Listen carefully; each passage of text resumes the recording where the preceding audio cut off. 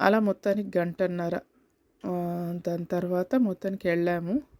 దగ్గరలోకి వచ్చాం. చూసారా ఆ బోర్డు, శ్రీ క్షేత్ర ఝరణి నరసింహస్వామి టెంపుల్ అన్నమాట. వచ్చేసాము. ఇది ఉంటుంది కదా పార్కింగ్ ఫీ, ఎంట్రీ ఫీ ఉంటుంది. అది 30 రూపీసో 20 రూపీసో తీసుకున్నారు. అంటే ఈ క్షేత్రం దగ్గరికి, చాలా దగ్గరికి వచ్చిన తర్వాత కొద్దిగా బాగుంది రోడ్డు. కానీ అంతకంటే ముందు చాలా కష్టమైంది. ఇంకా వర్షం కూడా అయ్యేసరికి గుంతలు కనిపించలేదు, అట్లా అయిందనమాట.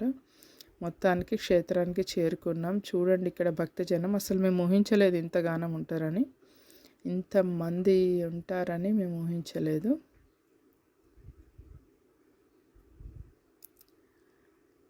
చాలామంది ఉన్నారన్నమాట. చూడండి ఎన్ని వెహికల్స్